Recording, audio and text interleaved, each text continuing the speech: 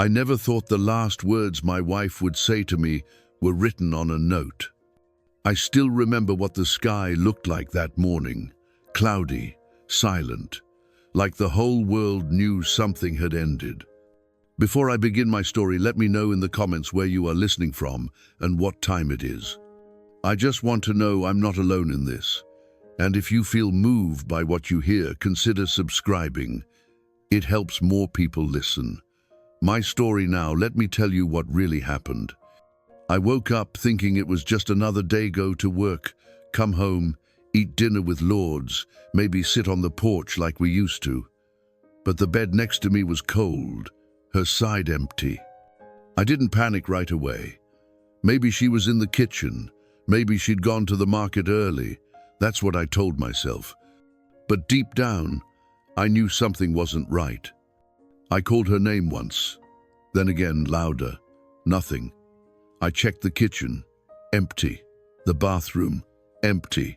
The front door was shut, but her shoes were gone. Her small suitcase, the one she kept on top of the wardrobe, was missing. And then, on the pillow next to mine, I saw it.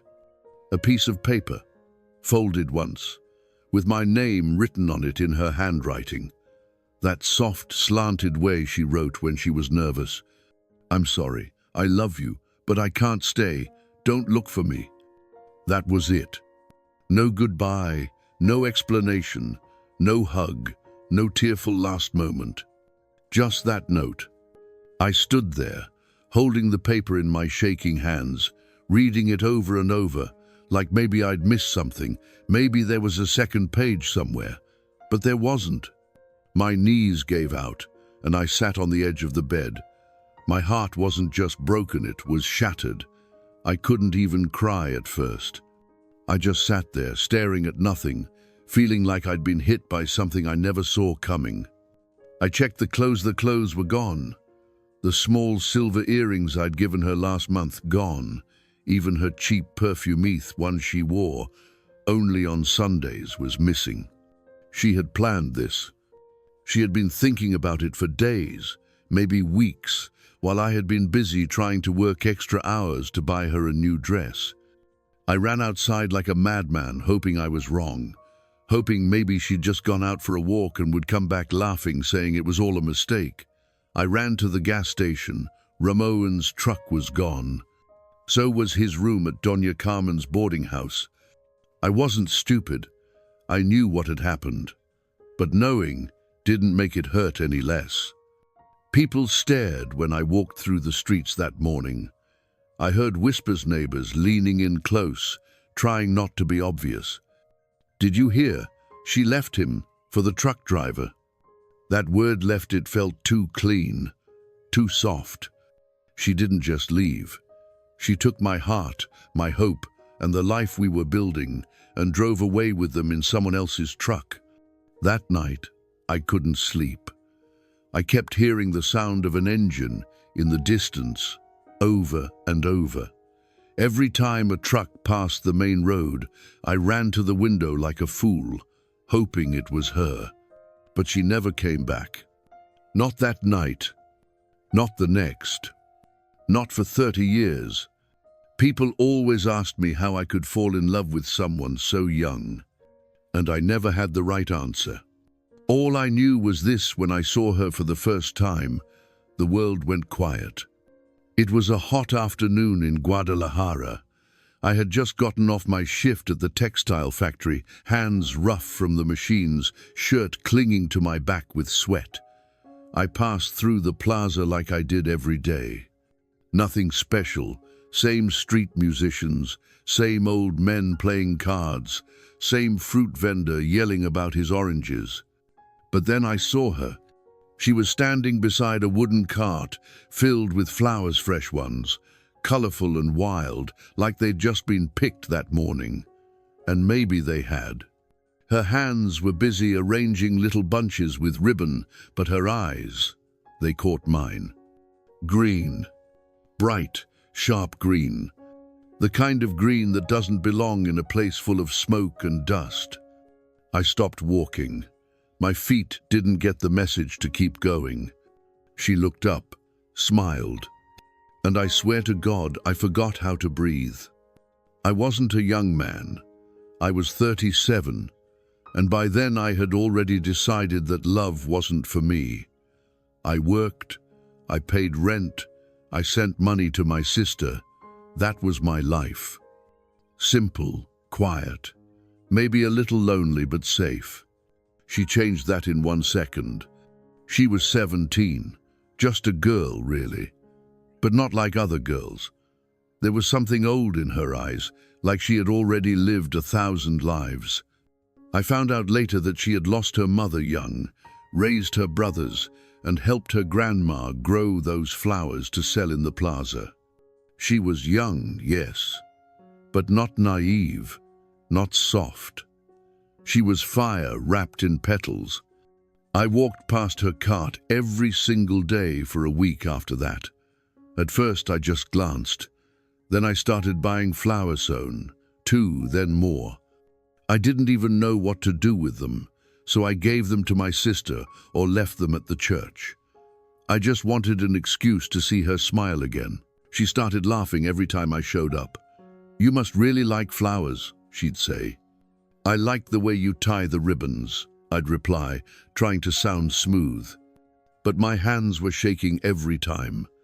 I was scared of the age gap, scared of what people would say, scared of wanting something I knew I shouldn't. But every time she looked at me with those eyes, like I wasn't just a tired factory man, but someone worth knowing, that fear melted a little more. It took me 3 months to ask her to go for a walk. I remember my hands were sweaty, my voice cracked when I asked, "Would you maybe like to come with me to the Sunday market?" She stared at me for a second, then smiled, wide. "Okay." And that was it. From that day on, we were something.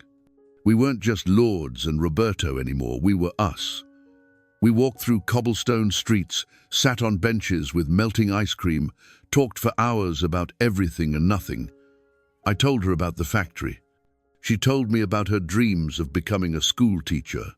She was sunlight, and somehow she chose to shine on me. I know what people thought. I know what they said behind my back. But they didn't see how she looked at me. They didn't see the way my hands stopped shaking when she held them. She made me feel like a man reborn. And I made her feel safe. We didn't think about the future. We were just 2 broken people who found something rare in each other, understanding, laughter, and a little bit of love. At least, that's how it started. We didn't have much, not money, not furniture, not even real plans. But we had each other. And at the time, that felt like enough. We got married exactly 1 year after that first walk through the Sunday market. It was a small ceremony at the village church. No music, no big crowd, just us, a few neighbors, and my sister Carmen wiping tears with a tissue she pretended not to need. Lourdes wore her mother's old wedding dress. It had been tucked away in a wooden chest for years, yellowed with age and memory. We had it cleaned and adjusted by the seamstress down the street. When she walked down the aisle in it, holding a small bouquet of garden roses, she picked herself. I swear I've never seen anything more beautiful. I stood there at the altar in my only suit, hands trembling again like they had when I first met her. But this time, it wasn't fear, it was joy. When the priest asked if she accepted me, she looked me right in the eyes and said, "Yes, I do." And my heart nearly burst. After the ceremony, we didn't go on a honeymoon. We didn't have the money, and neither of us cared. Instead, we walked home holding hands, smiling like fools. That night, we shared a cup of hot chocolate and danced in our tiny living room with no music playing, just the sound of our laughter filling the air. We rented a small house near the factory where I worked. It had chipped paint and a leaky faucet, but it had a little yard in the back. Lourdes turned it into a garden within weeks, bright flowers, herbs, even tomatoes. She brought color to everything she touched. Every morning, we'd sit at the little kitchen table and eat breakfast together before I left for work. She'd tell me her plans for the day, the errands, the things she was reading. She loved books. She dreamed of being a primary school teacher, said she wanted to help kids who didn't have much kids like she once was. "I'll teach them how to dream," she told me once, stirring her coffee. "Even if the world tells them not to." I believed she would. I believed in her more than I ever believed in myself. But dreams cost money. And money was something we were always short on. At first it wasn't so bad. My factory job paid enough to cover rent and groceries. Lourdes took care of the home, saved pennies in a jar labeled school fund. She even started taking night classes. But then the factory hit trouble. Orders slowed down. Machines broke more often than they worked. One Friday afternoon, the boss called a group of us into the office and said there would be layoffs and pay cuts for those who stayed. I was one of the lucky ones. I kept my job, but my paycheck was almost cut in half. We tried to make it work. Lourdes gave up her classes, started cleaning houses to help. She never complained, not once. But I saw the way her shoulders slumped a little more each day, how her smile started to fade around the edges. I tried harder, took extra shifts, skipped meals, sold my guitar. I thought if I just worked enough, we'd be okay. I kept telling her, "Things will get better, just hold on." But hope gets heavy when you're carrying it alone. I didn't know it then, but this was the beginning of the end. Not because of what we didn't have, but because of how little I saw she was losing herself while trying to keep us together. Back then, I thought love was enough. I was wrong. They say you can feel a storm coming before it hits. I didn't. It started on a rainy Tuesday. I was walking home from the factory, my boots sinking into the mud on the edge of the road, when I saw a big red truck parked near the gas station, the kind that rumbles so loud you can feel it in your chest. It was broken down, hood up, steam rising like smoke from a fire. Next to it stood a mantle, broad-shouldered, with a beard and the kind of confidence that doesn't come from money or education, but from miles. You could tell just by looking at him. This guy had seen places, lived things. His name was Ramon. I met him the next morning at the taco stand I went to before work.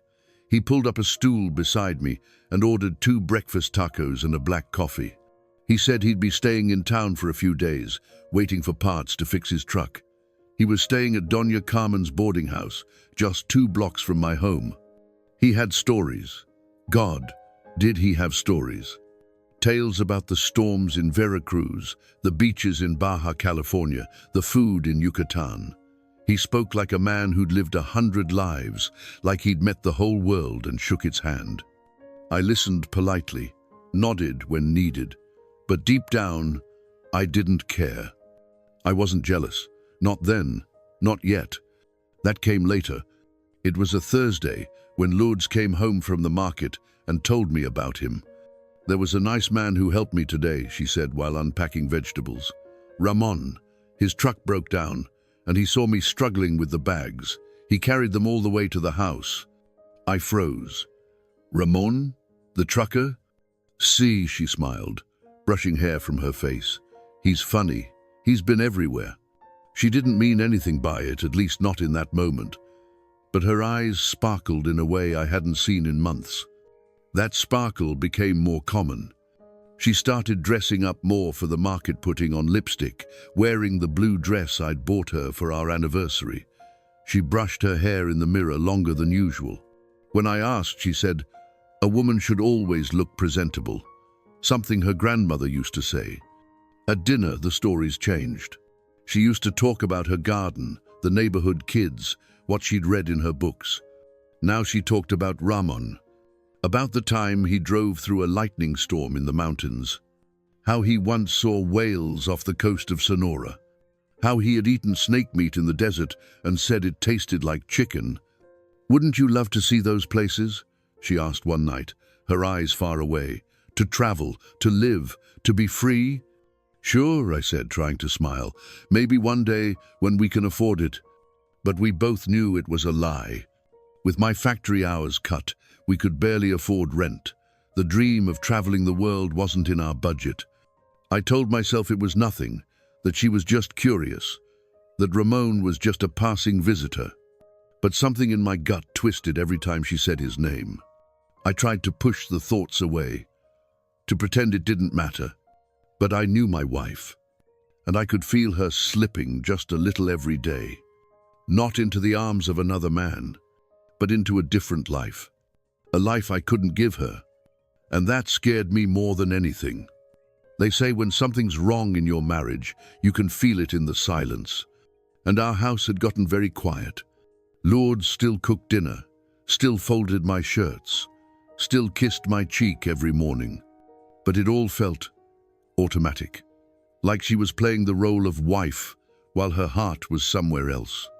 I'd come home to find the lights off, her shoes missing, a note on the table saying, "Helping a neighbor, back soon."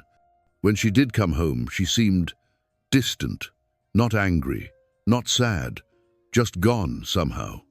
At night, she used to curl into me. Now she faced the other way. I tried to ignore it, to convince myself it was stress, exhaustion, anything but what I feared. But one night, I couldn't hold it in anymore. She was washing dishes. The window above the sink was open, and the evening breeze carried in the sound of crickets. It should have been peaceful. Instead, I asked the question that had been burning inside me for weeks. "Are you seeing him?" She didn't turn around. "Who?" she asked too calmly. "You know who," I said, my voice shaking. "Ramon." She turned then, slowly, like someone in a dream. Her face was a mix of shock and pain. "How can you even ask me that?" "Because everything's different," I said. "You're different. You talk about him more than you talk to me. You're never home. You don't look at me like you used to." She dropped the dish in her hand. It clanged in the sink. "You think I'm cheating on you?" she whispered, eyes wide. "After everything we've been through, I don't know what to think anymore." Tears filled her eyes. "You're my husband, Roberto. I love you. How could you believe I'd do something like that?" "Because I feel like I already lost you," I said, and my voice cracked. She stared at me, and for a moment, I saw the old Lourdes, the girl I fell in love with in the plaza. She walked over, wrapped her arms around me, and sobbed into my chest. "I'm just tired," she cried, "tired of this life, of being stuck, of watching my dreams disappear." I held her. I told her I was sorry, that I was just scared, that I didn't want to lose her. That night, we slept tangled in each other like we hadn't in months. But the doubts didn't go away. They sank into me like roots. And then the whispers started. It began with Doña Esperanza, who lived across the street. She told my sister she saw Lourdes and Ramon walking together in the park, not just passing by, walking, talking, smiling. Then Don Miguel from the mechanic shop said he saw them having sodas at the cantina in the afternoon. Little comments, little smirks. "Pobre Roberto," they'd say behind my back. She found excitement, and he didn't even see it coming. I tried to pretend it didn't bother me, but every look, every whisper, dug deeper into my skin. I bought her flowers, planned a special dinner. I even borrowed money to buy her a pair of silver earrings she had once admired at the market. But nothing seemed to reach her. She was still there, yes. Still in the house. Still wearing the ring. But I could feel it. Her heart was already on the road, chasing a life that didn't include me. And there was nothing I could do to stop it. I still remember every word of our last conversation. Not because I want to, but because I can't forget it, no matter how hard I try. That night started like any other. I came home late, overtime again. My feet hurt, my back ached, and all I wanted was to sit down, eat something warm, and hear her voice. Instead, I walked into silence. Dinner was cold on the table. She was sitting on the couch, staring out the window, her body still but tense, like something inside her was already gone. I set down my bag. "Lourdes?" I asked gently. She didn't answer. "What's wrong?" She turned to me slowly, her eyes already wet, her face pale. And then, without warning, she exploded. "This," she yelled, her voice sharp and raw, "this life, this house, this routine where nothing ever changes." I stood frozen. "What do you mean?" She stood up and pointed around the room at the cracked walls, the sagging furniture, the same dishes we'd used for years. "Is this all I'll ever have, Roberto?" she asked. "A kitchen, a mop, a husband who comes home tired every night and thinks flowers can fix everything." "I love you," I said, my voice trembling. "We'll figure it out. Things will get better." Her eyes filled with tears as she shook her head. "Love is not enough," she whispered. "Not anymore." I stepped toward her. "Lourdes." "No," she said firmly. "I've tried. I've waited. I've given up so much of myself, and I don't even recognize who I am anymore." I didn't know what to say. I just kept saying the only thing I believed. "I love you. We can fix this." She wiped her face with the back of her hand. "I don't want to fix it, Roberto. I want something more. Something bigger than this." We went to bed without speaking, back to back. Her breathing was steady, but I couldn't sleep. I stared at the ceiling and tried to pray, to plead silently to whatever God might listen. Please don't let this be the end. But in the morning, she was gone.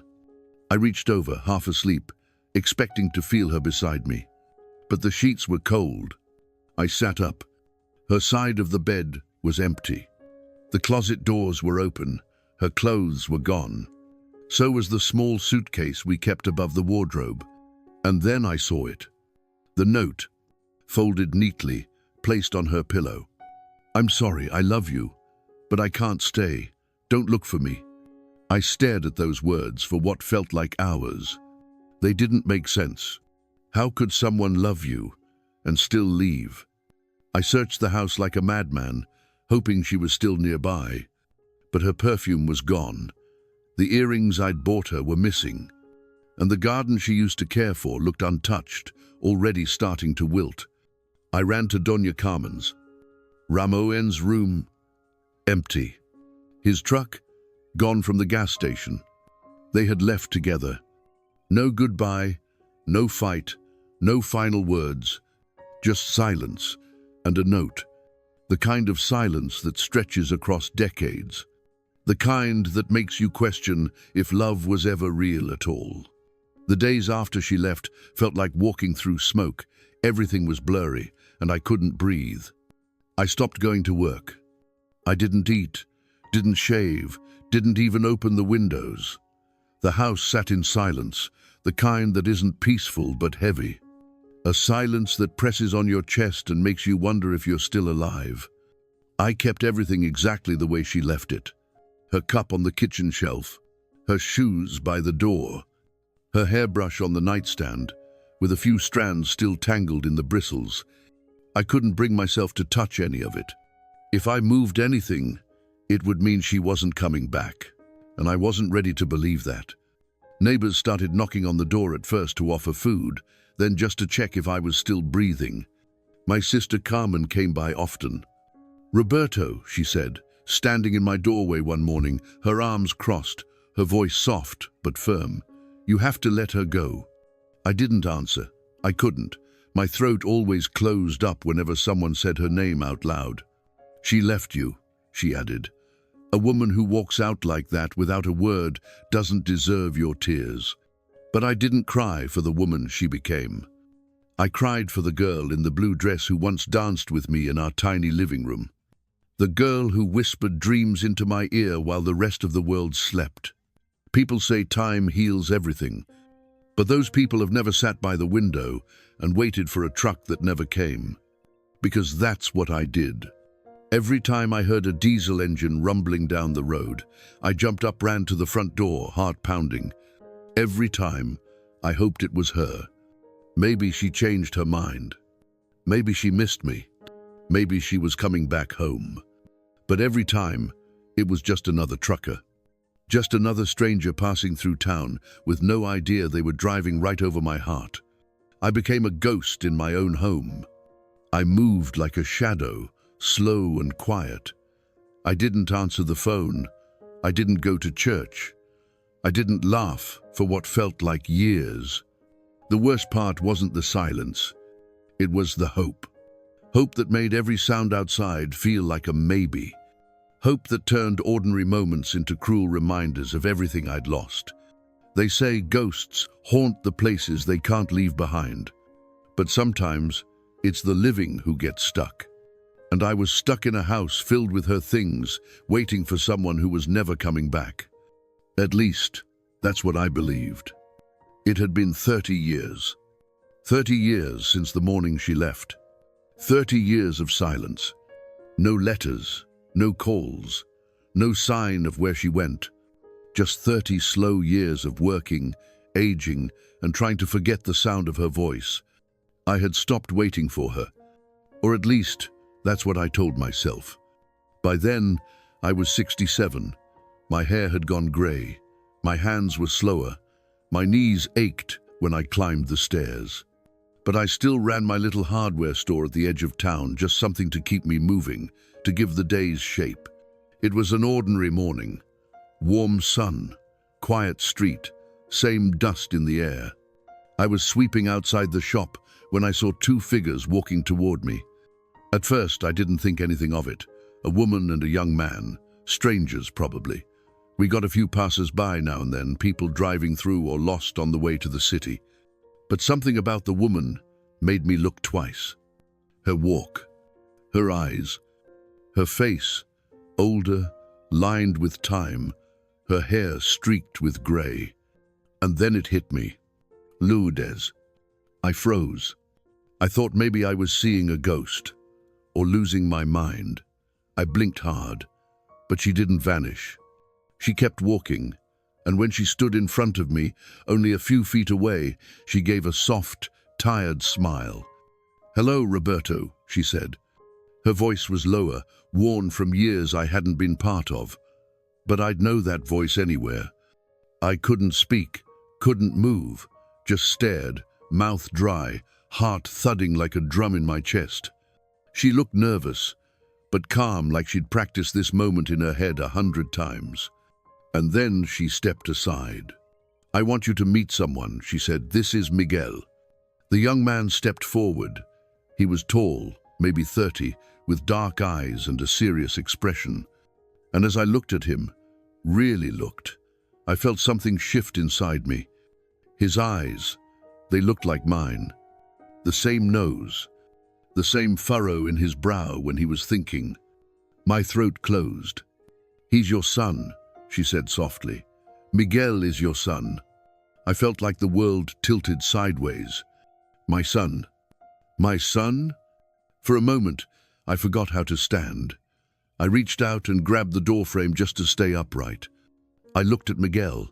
He looked back, not with anger, not with confusion, just quiet curiosity, like a man trying to read the first page of a story he never knew he was part of. I turned to Lourdes. My voice cracked. "Why? Why didn't you tell me?" Her eyes filled with tears. "I was scared," she said. "I didn't find out until after I left. Ramon, he thought the baby was his. I let him believe it." I shook my head, trying to breathe. All those years, all that time, and I had a son who grew up without knowing my name. A son who stood right in front of me now, watching my world break and rebuild in the same breath. I didn't know whether to cry, scream, or run. Instead, I just whispered, "Hi, Miguel." And he nodded. "Hi." We sat inside the shop, the three of us, like strangers trying to act like family. The air was thick with questions, some too big to ask, others too painful to answer. I handed them glasses of water, my hands still trembling. Lourdes sat quietly, her fingers locked tightly in her lap. Miguel glanced around the shop like he was looking for pieces of himself in the shelves of nails, bolts, and rusted tools. Finally, I found my voice. "Does he know?" I asked, looking at Miguel, then at Lourdes. "Ramon, did he ever know the truth?" Lourdes shook her head slowly. "No," she said, "he never did. I didn't know I was pregnant until after we left. And when Miguel was born, Ramon just assumed. He accepted him as his own. I let him believe it." I turned to Miguel, who hadn't said much yet. You thought he was your father? He nodded. My whole life, he said quietly, until 5 months ago. My heart twisted. I always wondered, he continued, eyes flicking to the floor. I never really looked like him, and my mum, she'd get sad when I asked questions about the past. She avoided talking about the early years, about you. I looked at Lourdes. She was biting her lip, holding back tears. I found some letters, Miguel said, in a box she had hidden away. They were from you. I read them, and I saw how different her smile looked when she mentioned your name.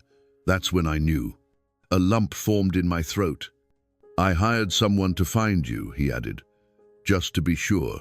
I wanted answers. I wanted to see the man my mother loved before everything went wrong. I didn't know, I whispered. I didn't know I had a son. Miguel looked at me then, really looked at me, and in his eyes I didn't see hate. I saw curiosity, a quiet ache, the same ache I had carried for 30 years. What was your life like? I asked. He leaned back and took a breath. I grew up in Monterrey. Ramon was strict but fair. He ran a small transport business, taught me everything he knew about trucks and logistics. I took over the business after he passed away 5 years ago. I nodded, swallowing hard. I'm sorry. He was a good man, Miguel said. He treated me like his own. I don't have bad memories of him. I was glad to hear that. And yet, it stung. All those years, first steps, first words, first days of school, I had missed it all. I got married 7 years ago, he added. I have 2 daughters, Sandra and Alejandra. They're 4 and 6. I blinked. I have granddaughters? Miguel gave the smallest smile. Yeah, you do. The words hit me like a second wave. I'd spent half my life convinced I had no family. Now in one morning I had a son and grandchildren. My voice broke. I should have been there. I know, Miguel said softly, but I'm here now. I wanted to meet you, to see if maybe we could know each other. I looked at him, at this man who shared my blood, my face, my history, even if he never knew it. You don't owe me anything, I said, tears stinging my eyes, but if you'll let me, I'd like to try. He nodded slowly. I'd like that too. And just like that, something shifted. We couldn't fix the past, but maybe, just maybe, we could build something new. After they left the shop that day, I sat alone behind the counter for a long time. I didn't move, didn't speak, didn't breathe right. It felt like my heart had been yanked out, held up in front of me, and then carefully placed back, still beating, but not quite the same. I had a son. His name was Miguel, and he had 2 daughters, my granddaughters. I said the words out loud to the empty shop just to hear them. I have a family. That night, I couldn't sleep. I kept replaying everything Miguel had said. His voice, his questions, the way he studied my face, like he was trying to recognize himself. And I kept wondering, what do you say to a grown man who's your child but you've never known? The next day, they came back. I had barely opened the shop when I saw them waiting outside, Miguel standing tall and quiet, and Lourdes beside him, holding something in her hands. It was a photo, a picture of 2 little girls, one with curly hair and missing front teeth, the other with pigtails and bright eyes. This is Sandra, Miguel said, pointing to the older one, and that's Alejandra. I stared at the photo like it was made of gold, because to me, it was. She looks just like you, I whispered. Both of them. They're beautiful. Miguel smiled. It was small, but it was real. We sat and talked for hours. He told me about their school, how Sandra loved drawing, and Alejandra never stopped asking questions. He showed me more photos on his phone, birthday parties, family dinners, messy hair after bath time, moments I never got to witness. And I told him about me, about the hardware store, about the years after Lourdes left, about the loneliness, the quiet, the slow crawl of days that never seemed to mean much. I kept the house the same, I admitted. For years I didn't change a thing. I guess Part of me hoped she'd come back. Miguel nodded slowly. She talked about you sometimes, he said. Not often, but when she did, her voice changed, softer, like she missed you. That did something to me. To know, she remembered. To know that maybe I wasn't the only one who had carried the weight of what we lost. At one point I asked quietly, "Do your daughters know about me?" "Not yet," Miguel said. "I wanted to meet you first. I didn't know how this would go." I understood. It wasn't just my life that had been broken into pieces, it was his too. And now, we were both trying to build something out of what remained. "I'd like to meet them," I said carefully, "if that's okay." Miguel looked me in the eye. "Yeah," he said, "I think they'd like that." Then came the silence. That awkward moment where no one knows what comes next. Lourdes stepped in. "You don't have to rush anything," she said gently. "You're both new to each other. It's okay to go slow." But I didn't want slow. I wanted to know him. I wanted to hear about his childhood, meet his wife, hold my granddaughters. And yet, I knew I couldn't just walk in and expect everything to feel right. Could we really be a family after all this time? Could we bridge the space between what was and what could still be? I didn't know. But for the first time in a very, very long time, I had hope. That evening, after Miguel left to call his wife and check on the girls, Lourdes stayed behind. We hadn't been alone since the day she reappeared. And now, we were. Just the two of us, sitting in the same kitchen where we once shared coffee, dreams, and quiet smiles. The room hadn't changed much, but we had.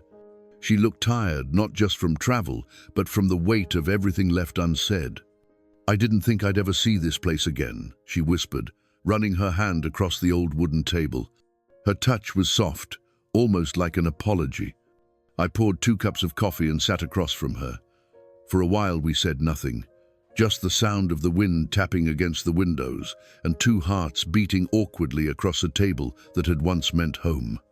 Then I asked the question I had buried for 30 years. "Why did you really leave, Lourdes?"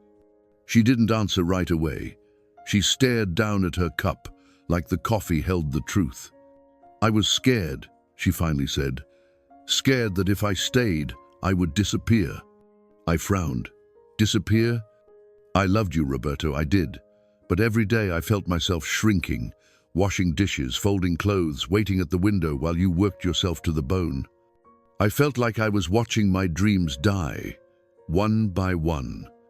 I swallowed hard. "Why didn't you tell me?" She looked up, and tears brimmed in her eyes. "Because I didn't want to hurt you, and I didn't think you'd understand. I thought you'd tell me to be grateful, that love should be enough." I sighed. "I probably would have said that." She nodded. "I know. That's why I didn't say anything. It felt easier to leave than to ask you for something you couldn't give. I didn't defend myself. I didn't try to fix it. Because in that moment I realized she was right. I should have seen it," I said quietly. "I was so busy trying to keep us alive. I never noticed you were fading." Silence again. Then she whispered something I never expected to hear. "I never stopped loving you." I looked up. Her voice had cracked. Her eyes were full now, blinking back years of regret. "I thought I could move on," she continued. "I really tried. Ramon was good to me. He gave me a home, gave Miguel a name. But even during the best moments, you were still there. In the back of my mind, in my son's eyes, in every road we took that didn't lead back here." I felt the breath catch in my throat. "I never stopped loving you either," I said. She stared at me like she wasn't sure she heard me right. So I said it again. "I never stopped loving you." And just like that, something shifted between us. Not forgiveness, not yet, but something warmer, something fragile. Like maybe we weren't 2 broken people with too many years between us. Maybe we were still the same boy and girl who once danced barefoot in this kitchen, holding each other like we had all the time in the world. We didn't, but maybe we had enough. Word got out quickly. In a town like ours, nothing stays secret for long. By the end of the week, The whole neighborhood knew Lourdes was back. Back in town. Back in my house. Back in my life. And with that news came the whispers. Is that really her? After 30 years, she just walks back in. She ran off with the trucker, didn't she? Poor Roberto. Letting her stay, he must be desperate. I heard them in the bakery, at the corner store, even outside the church. They weren't even trying to hide it. People lowered their voices just enough to feel polite, but not enough to stop the words from cutting. I pretended not to care. But it hurt. Because rebuilding something already broken is hard. Doing it with everyone watching, waiting for it to fall again, is even harder. Lourdes noticed too, the way people stared when she walked into the market, the cold nods, the fake smiles. I should go, she said one evening, folding a towel in the laundry room. People won't let us move forward. You're not here for them, I said. You're here for us. She didn't respond right away, but I saw the fear in her eyes. We were trying. We were sharing quiet breakfasts again, walking around the block in the evenings, talking about Miguel and his daughters like proud parents. But under all that, there was still tension, still the fear that it was all too fragile. One wrong word, one old wound reopened, and everything could fall apart again. Some nights, we'd laugh like no time had passed. Other nights, we'd sit across the table with more silence than warmth between us. I don't know who we are now, she admitted once, sipping tea. I don't know if we're still us, or just two people clinging to a memory. I don't know either, I said, but I want to find out. She looked at me then, really looked. You're not angry? I took a deep breath. I was, for a long time, but anger didn't change anything. It just kept me stuck in a life that stopped the day you left. I don't want to be stuck anymore. She nodded slowly. I'm scared, Roberto. Scared I'll hurt you again. Scared I'll hurt myself. I'm scared too, I said. But maybe the point isn't to stop being afraid. Maybe it's to choose each other anyway. She reached across the table and took my hand. Her touch was light, careful, like she was afraid I'd pull away. I didn't. Because forgiveness isn't a moment, it's a process. It's waking up every day and deciding to keep trying, even when the past is loud, even when people judge you, even when you're not sure what the future looks like. We had loved each other once. Then we lost each other. Now we were learning to love again. Not because it was easy, but because somehow, despite everything, it still felt worth it. I never thought I'd hear anyone call me abuelo. But that's exactly what happened. One sunny afternoon in Monterrey, two little voices shouting it like they'd known me forever. Abuelo. Miguel had invited me to visit his home. He said his wife and daughters were excited to meet me. Nervous didn't even begin to describe how I felt. I ironed the same shirt 3 times that morning and still asked Lourdes, do I look okay? Like a schoolboy about to meet his first date's parents. The moment I stepped out of the car, the front door flew open and 2 tiny girls came running across the yard. Sandra, the older one, had missing front teeth and wild curls. Alejandra, the younger, wore a princess dress and rainbow socks. They wrapped their arms around my legs before I could even kneel. You're really our grandpa? Sandra asked, tilting her head with wide, curious eyes. I nodded, smiling through tears. Yes, I am. You don't look old, Alejandra declared proudly. Miguel laughed from the porch. She says that to everyone, he said, walking over and giving me a hug that was no longer awkward.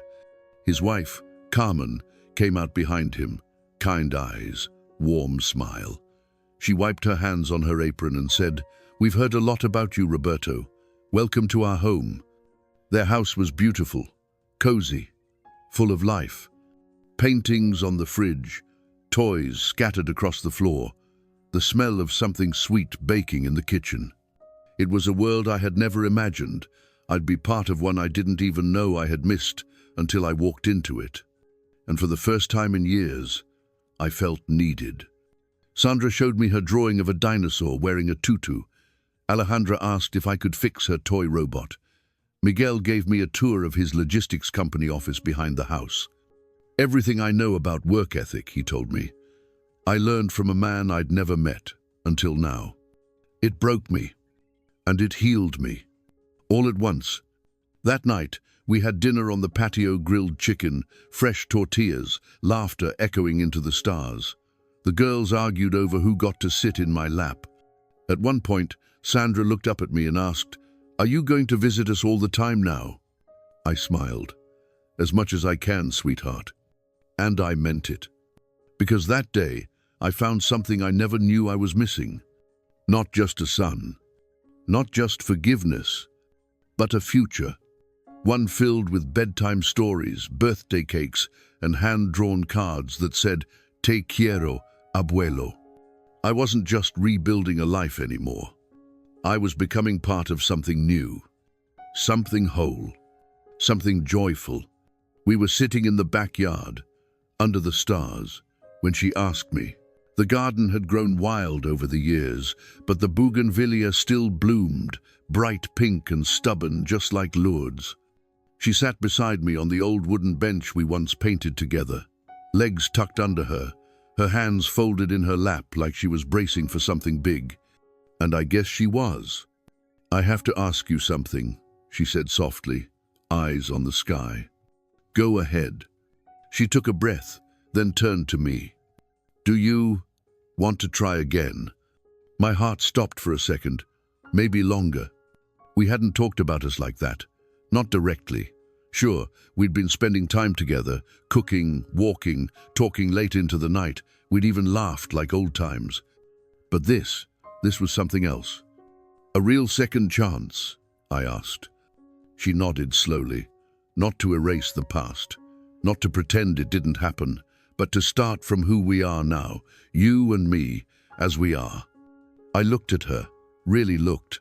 The lines around her eyes, the streaks of silver in her hair, the way her voice still softened when she was nervous.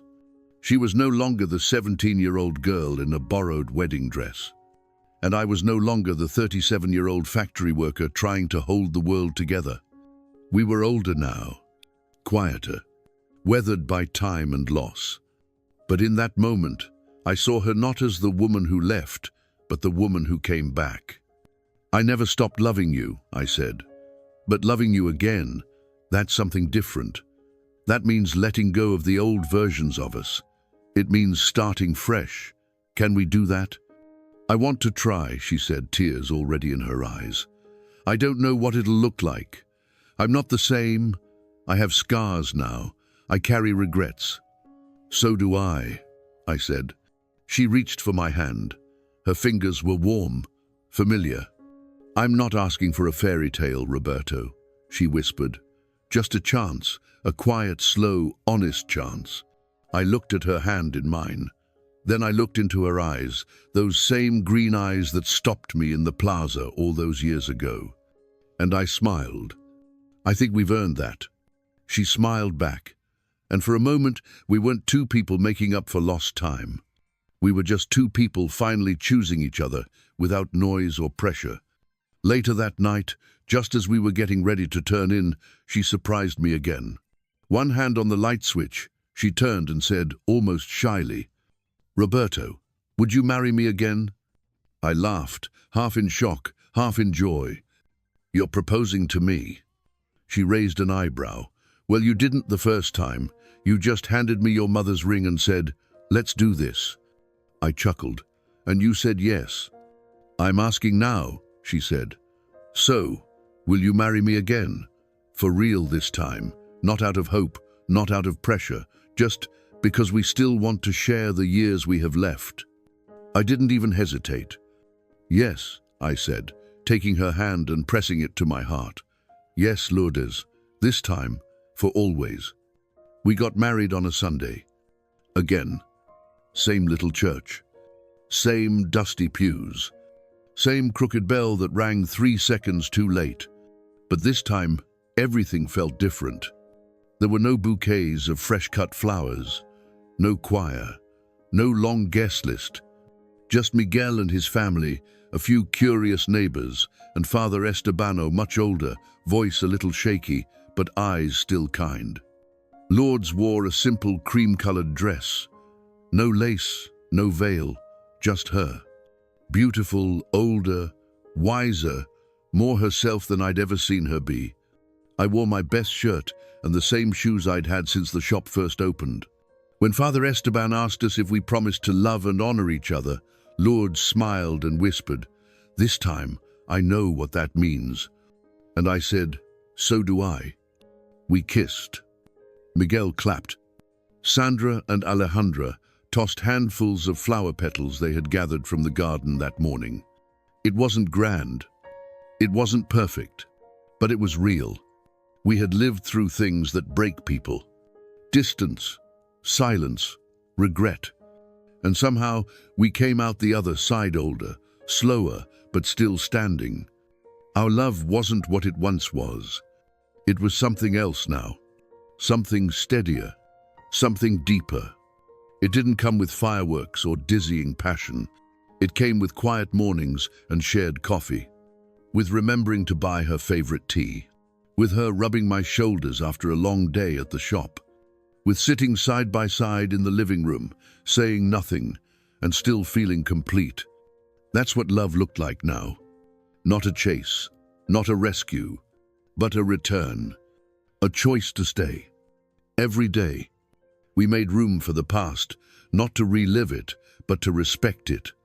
And we built something new from the pieces that were still left. People still whispered, of course. Some never understood why I took her back. Others said it was foolish to start over at our age. But we didn't care. They hadn't lived our story. They didn't know what it felt like to lose the person who once made the world feel brightened, then get the miracle of holding them again. Love in your 20s is different. It's fire, fast and fierce. Love in your 60s, it's a slow-burning candle. Warm, steady, and strong enough to light the rest of the way home. 1 year later. It's been a year since we said, "I do" for the second time. And I still wake up every morning and reach for her hand like it might not be there. But it always is. Sometimes I just lie there watching her sleep, her breathing soft, her silver hair loose around her face, and I wonder how life brought us back here. Not where we left off. Somewhere better. The hardware store still opens at 8 a.m. sharp. But now Lourdes handles the books, the invoices, the register. She's a natural. People love her. Some even forget what she did. Others don't. But we stopped trying to explain. Let them think what they want. We take walks in the evening. We argue over crossword puzzles. She still makes her mole on Sundays, and I still pretend it's too spicy just to make her laugh. Every 2 months, we visit Monterrey. Sandra calls me Abuelo Rob now. Alejandra insists I tell her the same bedtime story every visit. The one with the lion who finds his family after getting lost in the woods. I don't tell her that story is about me. Miguel and Ewell, we're not trying to be father and son in the traditional sense. We're just two men getting to know each other a little more each day. He calls me Pop sometimes. I pretend I don't hear it, but it always makes me smile. Carmen, his wife, says Lourdes and I act like teenagers in love. We don't. We act like people who've lost something once and are determined not to lose it again. We still have hard days. We still have fears. But we talk now. We listen. We show up. Because forgiveness isn't about forgetting. It's about choosing to move forward hand in hand, even when the past still echoes behind you. I've learned that life doesn't always give you what you want when you want it, but sometimes it gives you something better, a second chance, a chance to say, "This time, I'll stay."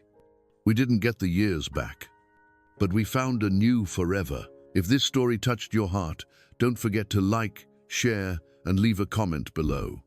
Tell us, have you ever believed in second chances? Subscribe for more emotional life stories that remind us what really matters: love, forgiveness, and family.